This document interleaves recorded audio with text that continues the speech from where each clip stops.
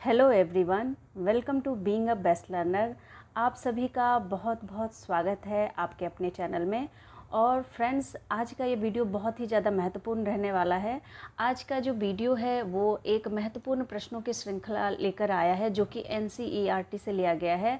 और अगर आपने आज का ये वीडियो अच्छे से देख लिया या फिर आपके सारे ही प्रश्न अगर सही हुए तो समझ लीजिए आपकी तैयारी बहुत अच्छी चल रही है। अगर आपकी तैयारी में कहीं कुछ कमी है या फिर आप नए स्टूडेंट हैं, तैयारी कर रहे हैं, तो फिर भी ये सेशन आपके लिए बहुत ही ज़्यादा महत्वपूर्ण रहने वाला है। आज का वीडियो आप लोगों की तैयारी को बूस्ट करने वाला है, तो ये वीडियो ज़रूर देखिएगा, अंत तक देखिएगा। और सारे ही प्रश्न जो हैं वो बहुत ही ज़्यादा इम्पॉर्टेंट है। तो चलिए शुरू करते हैं फर्स्ट क्वेश्चन से। तो यहाँ पर दिया गया है आपका ये EVS का होगा और पेपर फर्स्ट यानी सीटेट पेपर फर्स्ट के लिए होगा। तो जो यहाँ पर प्रश्न दिया गया है वो है, पुष्कर मेला कहाँ आयोजित किया जाता है। Very important questions. तो पुष्कर मेला कहाँ आयोजित किया जाता है? जयपुर में, उदयपुर में, जोधपुर में या फिर अजमेर में। तो यहाँ पर आपका जो सही आंसर होगा वो कौन सा ऑप्शन होगा? जो पुष्कर मेला है वो कहाँ आयोजित किया जाता है? तो पुष्कर मेला जो है वो अजमेर में जो है आयोजित किया जाता है। तो आपका आंसर जो हो गया वो हो गया डी। नेक्स्ट क्वेश्चन देखिए, क्वेश्चन नंबर यहाँ पर दिया गया है कि वन अधिकार अधिनियम 2006 और 2007 का मूल्य उद्देश्य है वनों का वर्गीकरण करना, वनों पर वन मंत्रालय के नियंत्रण को बढ़ावा देना, राज्यों को अपने भूभाग में आ रहे अभयारण्यों पर अधिक स्वायत्ता देना, पारंपरिक रूप से वनों में रहने वाले समुदायों के अधिकारों को मान्यता देना। तो देखिए, जो आपका ये वन अधिकार अधिनियम 2006 या 7 यहाँ पर दिया गया है, उसमें जो आपका उद्देश्य है वो ये है कि जो लोग पहले से, जो समुदाय जंगल में बहुत पहले से रह रहे हैं, पारंपरिक रूप से रह रहे हैं, उन क्षेत्रों पर उनको अधिकार दे दिया गया है। तो इनके अधिकारों को क्या कर दिया गया है? मान्यता दे दिया गया है। तो आपका जो आंसर होगा वो होगा ऑप्शन डी।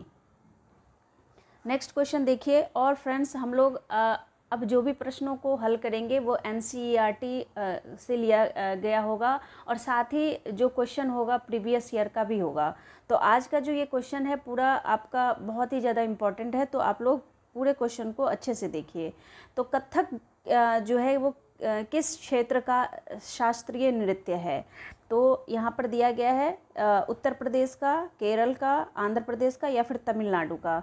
तो देखिए, कथक जो शास्त्रीय नृत्य है वो उत्तर भारत का जो है नृत्य होता है। तो ये आपका सही आंसर हो जाएगा। और कथकली कहाँ का है? तो कथकली आप कहाँ पर लगाएंगे? कथकली जो शास्त्रीय नृत्य है वो कहाँ का है? केरल का है। तो यहाँ पर जो आपका ऑप्शन होगा वो कौन सा होगा? उत्तर भारत होगा, क्योंकि कथक जो है वो उत्तर भारत का शास्त्रीय नृत्य है। अब यहाँ पर दिया गया है कि कश्मीरी चोगा कहलाता है। कश्मीरी चोगा किसे कहते हैं? देखिए, फिरन को, अंगरखी को, बुगतारी को या फिर अचकन को। तो कश्मीरी चोगा यहाँ पर दिया गया है। तो इसका जो आंसर होगा आपका, आप लोग सभी जो है इसका आंसर लगाने की कोशिश कीजिए। तो इसका जो आंसर होगा कश्मीरी चोगा कहलाता है फिरन को, यानी ऑप्शन ए आपका जो होगा वो सही आंसर हो जाएगा। नेक्स्ट क्वेश्चन देखिए, क्वेश्चन नंबर 5। और यहाँ पर दिया गया है कि पोचमपल्ली भारत के दक्षिणी राज्य का एक कस्बा है जो सुंदरता से डिजाइन की गई चमकदार रंगों की पोचमपल्ली साड़ियों और विशेष प्रकार की बुनाई, जिसे क्या कहते हैं? पोचमपल्ली ही कहते हैं, के लिए प्रसिद्ध है। यह कस्बा अब किस राज्य का भाग हो गया है? तो देखिए, NCERT में आपने पोचमपल्ली कस्बा पढ़ा होगा आंध्र प्रदेश में, लेकिन यहाँ पर क्या पूछा है कि अब ये किस राज्य का भाग हो गया है? तो जैसा कि आप लोगों ने देखा होगा कि 2014 में क्या हो गया कि आंध्र प्रदेश जो है वो 2 राज्यों में विभाजित हो गया, एक तेलंगाना में और एक आंध्र प्रदेश में। तो अब जो ये पोचमपल्ली है ना वो आपका तेलंगाना में पड़ता है। तो आपके जितने भी ऑप्शन है यहाँ पर केरल, तमिलनाडु, कर्नाटका, तो आपका जो आंसर होगा वो होगा आपका तेलंगाना। बहुत ही ज़्यादा इम्पोर्टेंट क्वेश्चन है। नेक्स्ट क्वेश्चन देखिए, क्वेश्चन नंबर यहाँ पर दिया गया है कि चेराव नाच कहाँ के लोग करते हैं? अब चेराव नाच कहाँ के लोग करते हैं? मणिपुर के, मेघालय के, झारखंड के, मिजोरम के। तो देखिए, चेराव नाच जो है वो किया जाता है आपके मिजोरम में। तो मिजोरम का ये चेराव नाच है। यहाँ पर आपका डी ऑप्शन सही हो जाएगा। नेक्स्ट क्वेश्चन देखिए, क्वेश्चन नंबर 7 दिया गया है कि निम्नलिखित में से त्योहारों के उस समूह को चुनिए जिन्हें पूर्णिमा को मनाया जाता है। तो पूर्णिमा को मनाए जाने वाले जो आपके त्योहार हैं वो इनमें से कौन सा है? पहले ऑप्शन में दिया गया है होली, महाशिवरात्रि, बुद्ध जयंती। दूसरे ऑप्शन में दिया गया है होली, रक्षाबंधन, गुरु नानक जन्म दिवस। उसके बाद दिया गया है दिवाली, महाशिवरात्रि, गुरु नानक जन्म दिवस। इसके बाद दिवाली, गुरु नानक जन्म दिवस या फिर रक्षाबंधन। तो देखिए इसका जो आंसर होगा आपका वो कौन सा होगा? जो पूर्णिमा को मनाया जाता है वो मनाया जाता है होली, आपका रक्षाबंधन, गुरु नानक जन्म दिवस। तो ये आपका जो है आपका आंसर हो जाएगा कौन सा ऑप्शन? बी ऑप्शन आपका सही हो जाएगा। नेक्स्ट क्वेश्चन देखिए, क्वेश्चन नंबर 8 दिया गया है। यहाँ पर कहा जा रहा है कि हमारे देश के एक जंगल में उस जंगल के लोगों, जिसे हम आदिवासी कहते हैं, को खेती के लिए जमीन ग्राम सभा द्वारा एक विशेष मात्रक, जिसे टीन कहते हैं, आवंटित की जाती है। तो टीन क्या है? यानी जो जंगल में लोग रहते हैं, जो आदिवासी लोग रहते हैं, उन्हें ज़मीन जो है वो ज़मीन का एक हिस्सा ग्राम सभा द्वारा जो है दिया जाता है। तो उस विशेष मात्रक को, जो मात्रक के रूप में, यूनिट के रूप में या इकाई के रूप में उसे ज़मीन दी जाती है, उस मात्रक को क्या कहते हैं? मतलब उस मात्रक को टीन कहते हैं। तो टीन का यहाँ पर आशय क्या है? टीन क्या है यहाँ पर? तो यहाँ पर ऑप्शन में देखते हैं क्या दिया गया है। वह भूमि जिस पर कोई किसान एक टीन बीज बोता है, वह भूमि जिससे कोई किसान एक टीन बीज उत्पन्न करता है, या फिर यह भूमि का मात्रक है जिसकी अभिकल्पना विशेष रूप से जंगलों के किसानों के लिए की गई है, वह भूमि जिसकी विमाएँ 110 मीटर गुना 100 मीटर है। तो देखिए यहाँ पर जो टीन का आशय है ना, यहाँ पर टीन का आशय है आपका कि वह भूमि जिस पर कोई किसान एक टीन बीज बोता है। तो ये यूनिट दिया जाता है आदिवासियों को ग्राम सभा के द्वारा। तो वह भूमि जिस पर कोई किसान एक टीन बीज बोता है। अब यहाँ पर जो 9th क्वेश्चन है वो देखिए, जो व्यक्ति जंगल में कम से कम 25 वर्षों से रह रहे हैं, उनका उस जंगल भूमि पर और उसमें पैदा होने वाली वस्तुओं पर अधिकार है। यह जनादेश किसके द्वारा दिया गया है? संविधान आदेश विधेयक 2012, या फिर भारतीय जंगल अधिनियम 1927, या फिर जंगल अधिकार अधिनियम 2007, या फिर भूमि अधिग्रहण अधिनियम 1894। देखिए यहाँ पर जो आपका भूमि अधिकार, जो यहाँ पर आपका जनादेश जो है जारी किया गया है वो किसके द्वारा किया गया है? जंगल अधिकार अधिनियम 2007 के द्वारा दिया गया है। अभी इससे पहले वाले प्रश्न को भी हमने पढ़ा था, वो भी इसी से संबंधित था। नेक्स्ट क्वेश्चन देखिए, क्वेश्चन नंबर 10 दिया गया है कि जो कुडुक है, कुडुक कहाँ के लोगों की भाषा है? झारखंड की, मिजोरम, मणिपुर या फिर अरुणाचल प्रदेश की? तो देखिए कुडुक जो है ना वो आपके झारखंड की भाषा है। कहाँ की भाषा है? झारखंड के लोग कुडुक भाषा बोलते हैं। तो आपका जो आंसर होगा वो होगा आपका ऑप्शन ए। नेक्स्ट क्वेश्चन देखिए, क्वेश्चन नंबर 11 दिया गया है कि वर्ली एक पारंपरिक कला का प्रकार है। वर्ली नामक स्थान किस राज्य में है? देखिए 20 दिसंबर 2021 को जो एग्ज़ाम हुआ था उसमें यही प्रश्न आया था, मतलब ये एज इट इज़ उठकर आ गया था प्रश्न। तो एक मधुबनी पेंटिंग कला जो आपका मधुबनी कला का दिया जाता है, और एक ये वर्ली। तो कला से रिलेटेड, जो पारंपरिक कला से रिलेटेड जो भी एनसीईआरटी में आपके मतलब सिलेबस के अनुसार दिया गया है उसको आप बिल्कुल अच्छे से पढ़ेंगे। तो ये प्रश्न आया था, तो इसीलिए यहाँ पर जो है ये बहुत ही ज़्यादा इम्पॉर्टेंट है। तो यहाँ पर दिया गया है कि वर्ली कहाँ का पारंपरिक कला है? बिहार का, या फिर महाराष्ट्र का, या उड़ीसा का, या फिर राजस्थान का? तो देखिए वर्ली जो एक पारंपरिक आपका कला है वो कहाँ का है? तो ये है आपका महाराष्ट्र का, यानी बी ऑप्शन यहाँ पर सही हो जाएगा।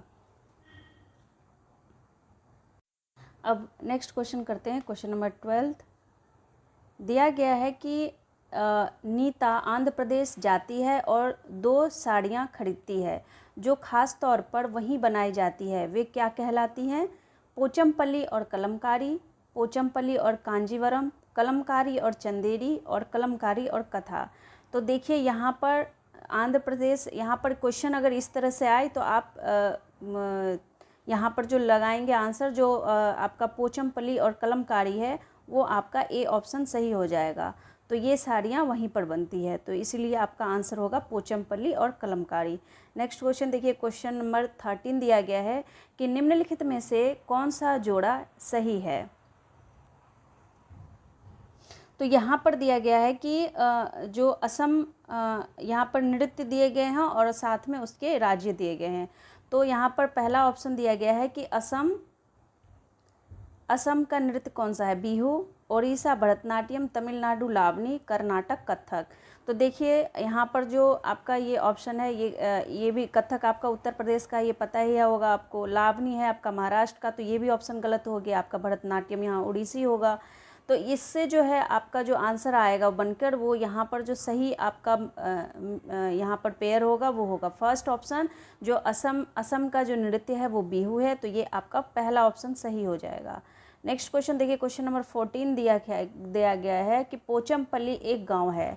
यह गांव एक विशेष प्रकार के कपड़े की बुनाई के लिए प्रसिद्ध है। देखिए पोचमपल्ली से बहुत सारे प्रश्न घुमा फिरा कर पूछे जाते हैं, तो इस टॉपिक को, इस चैप्टर को तो आप लोग अच्छे से पढ़ ही लीजिएगा। तो इसे पोचमपल्ली भी कहते हैं। किसका भाग है यह गांव? निम्नलिखित में से केरल में है, कर्नाटक में है, आंध्र प्रदेश में है, तमिलनाडु में है। तो देखिए जब इस तरह से ऑप्शन आए तो आप यहाँ पर क्या लगाएंगे, कहाँ पर? आंध्र प्रदेश लगाएंगे। आपका सही आंसर जो होगा, जो पोचमपल्ली गांव यहाँ पर बताया जा रहा है, वो कहाँ बताया जा रहा है? आंध्र प्रदेश में। नेक्स्ट क्वेश्चन देखिए, क्वेश्चन नंबर, लेकिन अगर इस ऑप्शन में तेलंगाना हो तो आप तेलंगाना लगाएंगे। तो ये सब प्रश्न जो है उसी को हम लोग रिवाइज कर रहे हैं। अगर यहाँ पर तेलंगाना होगा तो आप तेलंगाना ऑप्शन लगाएंगे, नहीं तो आंध्र प्रदेश लगाएंगे। तो पोचमपल्ली का जो भाग है अब तेलंगाना में जो है आपका चला गया है। नेक्स्ट क्वेश्चन देखिए, क्वेश्चन नंबर 15 दिया गया है कि मधुबनी चित्रकला के बारे में सही कथन चुनिए। तो इन चित्रों को बनाने में नील, हल्दी, फूल, पेड़ों के रंग आदि का इस्तेमाल किया जाता है। इन चित्रों में इंसान, जानवर, पेड़, फूल, पक्षी, मछलियाँ आदि दिखाए जाते हैं। यह लोक चित्रकला बहुत पुरानी है और इसका नाम मधुबनी नामक स्थान के नाम पर पड़ा है। और मधुबनी जो है वो राजस्थान का अति प्रसिद्ध जिला है। तो देखिए यहाँ पर जो आपका ऑप्शन है वो, ये ऊपर वाले तो सारे ही ऑप्शन क्या हैं आपके, जो ऊपर के सारे ही ऑप्शन है कि चित्र बनाने में नील, हल्दी, फूल, पेड़ों के रंग आदि का इस्तेमाल किया जाता है, ये भी ऑप्शन सही है। इन चित्रों में कौन कौन से चित्र बनाए जाते हैं? इंसान के बनाए जाते हैं, जानवर के, पेड़, फूल, पक्षी, मछलियाँ आदि के जो हैं डिजाइन बनाए जाते हैं। और यह जो चित्रकला है वो बहुत पुरानी है और इसका जो, इस पेंटिंग का, इस चित्रकला का जो नाम पड़ा है वो मधुबनी ज़िले के नाम पर पड़ा है। और मधुबनी ज़िला कहाँ है? राजस्थान में नहीं है, ये है बिहार में। तो आपका जो लास्ट ऑप्शन है ना वो गलत हो जाएगा। तो आपका ये जो मधुबनी ज़िला है वो कहाँ है? बिहार में है। तो मधुबनी ज़िले के नाम पर ही ये इस चित्रकला का नाम पड़ा है। तो आपका जो ऑप्शन होगा वो ऊपर से तीनों सही होंगे। तो कूट में यहाँ पर 1, 2, 3 जो दिया गया होगा वो आपका ऑप्शन यानी कि डी सही हो जाएगा। नेक्स्ट क्वेश्चन देखिए, क्वेश्चन नंबर 16 दिया गया है कि मधुबनी चित्रों को बनाने के लिए चित्रकारों द्वारा उपयोग किए जाने वाले रंग होते हैं सोने चांदी को घोलकर बनाए गए पेंट, पिसे हुए चावल का रंगीन घोल, विशेष प्रकार से बने पोस्टर रंग, अति उत्तम गुणवत्ता के फाइबर पेंट। तो देखिए यहाँ पर जो ये लोग चित्र बनाते हैं उसका जो बेस जो इनका जो रंग होता है वो पिसे हुए चावल में बाकी सारे कलर मिलाकर ये लोग कलर तैयार करते हैं। तो पिसे हुए चावल का रंगीन घोल जो है इन चित्रों को बनाने में उपयोग किया जाता है। तो आपका जो ऑप्शन होगा वो बी ऑप्शन होगा। नेक्स्ट क्वेश्चन देखिए, क्वेश्चन नंबर 17 बताया जा रहा है कि निम्न में से किस कारण मृदा जो है वो बंजर हो जाती है, यानी मिट्टी जो है वो बंजर हो जाती है। तो इससे पहले एक वीडियो हमने झूम खेती के बारे में पढ़ा था। तो यहाँ पर हम ऑप्शन को देखते हैं कि स्थानांतरित कृषि से, एक ही फसल बार बार बोने से, फसल चक्र अपनाने से, मिश्रित कृषि से। तो हमने पढ़ा था ना झूम खेती में कि झूम खेती को एक समय के बाद एक बार फसल उगाने के बाद उसे काफ़ी समय के लिए छोड़ दिया जाता है। क्यों छोड़ा जाता है? ताकि उस ज़मीन को उपजाऊ बनने में समय मिले, मतलब जब वो ज़मीन उपजाऊ हो जाती है तब फिर से उस पर फसल उगाया जाता है। तो यहाँ पर अगर एक ही जगह पर बार बार फसल उगाया जाएगा तो मृदा जो है वो बंजर हो जाएगी, वो यहाँ की जो मिट्टी होगी वो उपजाऊ नहीं होगी। तो यहाँ पर जो आपका आंसर होगा वो क्या होगा? आपका बी ऑप्शन सही हो जाएगा कि एक ही फसल बार बार बोने से क्या हो जाएगा, वो मृदा जो है वो बंजर हो जाएगा। तो इसीलिए अलग अलग तरीके से फसल बोया जाता है। इसके बाद जो नेक्स्ट क्वेश्चन दिया गया है कि निम्न में से कौन से उदाहरण घर्षण की उपयोगिता को सिद्ध करते हैं? पेन से कागज़ पर लिखना, फर्श पर चलना, ब्रेक लगाकर वाहनों को रोकना, या उपरोक्त सभी। देखिए, पेन से कागज़ पर लिखना भी घर्षण होता है, फर्श पर चलना भी क्या होता है? घर्षण का ही भाग होता है। ब्रेक लगाकर वाहनों को रोकना, ये भी घर्षण का ही भाग है। तो इसका जो आंसर होगा आपका कौन सा होगा? उपरोक्त सभी, यानी कि डी ऑप्शन आपका सही हो जाएगा। नेक्स्ट क्वेश्चन देखिए, क्वेश्चन नंबर 19 दिया गया है कि निम्न में से किन जानवरों को हर चीज़ काली और सफ़ेद नज़र आती है? तो यहाँ पर ऑप्शन देखते हैं कि दिन में जगने वाले जो जानवर होते हैं उनको हर चीज़ काली और सफ़ेद नज़र आती है, या फिर रात में जगने वाले जानवरों को हर चीज़ काली और सफ़ेद नज़र आती है, या फिर शीत निद्रा वाले जानवरों को, या फिर सभी जानवरों को। तो देखिए, हमने पहले भी पढ़ा था कि जो आपको उन जानवरों को हर चीज़ काली और सफ़ेद नज़र आती है जो जानवर रात में जागते हैं, यानी जो रात में जागने वाले जानवर है, जो रात को अपना शिकार करते हैं, उन जानवरों को हर चीज़ जो है काली चीज़ें जो है वो काली और सफ़ेद, ये दो ही रंगों में चीज़ें दिखाई देती है। जैसे आपका लॉयन हो गया, टाइगर हो गया, ये सब जो है ये रात को शिकार करते हैं, बिल्ली हो गई। तो इस तरह के जानवरों को रात को हर चीज़ कौन से कलर में नज़र आती है? काली और सफ़ेद। तो नेक्स्ट क्वेश्चन देखिए, क्वेश्चन नंबर आपका जो होगा 20 दिया गया है कि पक्षियों की जो आँख होती है, पक्षियों की आँख की पुतली घूम नहीं सकती, इस कारण वे उड़ते हैं, फुदकते हैं, पेड़ों पर घोंसला बनाते हैं, या फिर गर्दन को हिलाते हैं। तो पक्षियों की जो आँख की जो पुतली होती है वो मूव नहीं करती है। जैसे हमारी आँखों की पुतली मूव करती है ना, हम एक ही तरफ देख करके अपने अगल बगल की चीज़ों को भी आँखों की पुतली घुमाकर देख सकते हैं, पर पक्षियों के साथ ऐसा नहीं होता है। उसे किसी भी चीज़ को देखने के लिए अपनी गर्दन को हिलानी पड़ती है, अपनी गर्दन को घुमानी पड़ती है।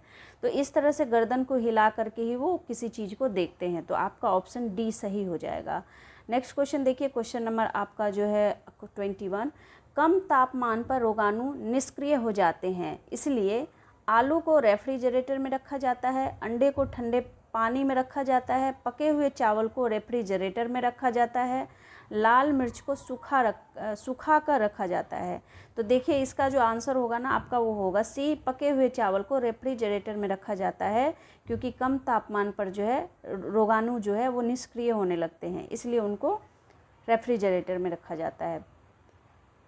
इसके बाद नेक्स्ट क्वेश्चन है, हम अपने आसपास देखते हैं कि कुछ बच्चे एक डंडी की सहायता से लोहे के कणों को इकट्ठा करते हैं। उनकी डंडी के निचले हिस्से पर क्या लगा होता है? आपने भी अगल बगल अगर देखा होगा तो कुछ बच्चे होते हैं, जैसे वो एक डंडी लेकर के चीज़ों को ढूंढते रहते हैं, उसमें चुंबक लगाकर ढूंढते रहते हैं, जिससे क्या होता है उनकी डंडी से लोहे की जो बनी चीज़ें हैं वो चिपक जाती है। तो इस तरह से उन्हें लोहे की चीज़ों को मतलब ढूंढने में आसानी होती है। तो यहाँ पर पूछा जाता है कि उस हिस्से पर क्या लगा होता है, तो आंसर तो मैंने पहले ही बता दिया। तो यहाँ पर बताया जा रहा है चुंबक लगा होता है, तांबा लगा होता है, पीतल लगा होता है, कांसा लगा होता है। तो यहाँ पर चुंबक लगा होता है, जिससे वो लोहे को अपनी तरफ खींचता है, लोहा उसमें चिपक जाता है। तो आपका ऑप्शन जो होगा वो ए हो जाएगा। नेक्स्ट क्वेश्चन देखिए, क्वेश्चन नंबर 23, चाय में से चायपत्ती को छानने की विधि क्या कहलाती है? चालन विधि, निस्तारण विधि, अवसादन विधि, या निस्यंदन विधि? तो डी ऑप्शन आपका सही हो जाएगा। निस्यंदन विधि चाय में से चाय पत्ती को छानने की विधि होती है। नेक्स्ट क्वेश्चन देखिए, क्वेश्चन नंबर 24, बहुत ही ज़्यादा इंपॉर्टेंट क्वेश्चन है। World wild life fund for nature यानी WWF किस हेतु काम करने वाली संस्था है? ये किस लिए काम करती है? जीव संरक्षण के लिए, वनस्पति संरक्षण के लिए, पर्यावरण संरक्षण के लिए या फिर मृदा संरक्षण के लिए? तो ये देखिए, ये आपका पर्यावरण संरक्षण के लिए काम करती है। आपका सी ऑप्शन सही हो जाएगा। अब जो ये क्वेश्चन बार बार पूछे जाते हैं आपके, मतलब इकलौते प्रश्न है ये तो पूछा ही जाता है हर बार। विश्व पर्यावरण दिवस कब मनाया जाता है? 5 जून को, 2 दिसंबर को, 16 सितंबर को या फिर 11 जुलाई को? तो आपका विश्व पर्यावरण दिवस जो है वो 5 जून को मनाया जाता है। ऑप्शन ए आपका सही आंसर हो जाएगा। तो फ्रेंड्स, ये थे आपके टोटल बेहद महत्वपूर्ण प्रश्न जो कि NCERT के प्रश्न हैं और आपके सीटेट एग्जाम्स के लिए बहुत ही ज़्यादा महत्वपूर्ण है। साथ ही आप किसी भी टीचिंग एग्ज़ाम्स की तैयारी कर रहे हैं उसके लिए भी महत्वपूर्ण है। तो आज की वीडियो में बस इतना ही। अगर वीडियो आपको हेल्पफुल लगे तो आप चैनल को सब्सक्राइब, वीडियो को लाइक और वीडियो को शेयर भी कर सकते हैं। तो तब तक के लिए मैं आप लोगों से विदा लेती हूँ। Thank you and thanks for watching.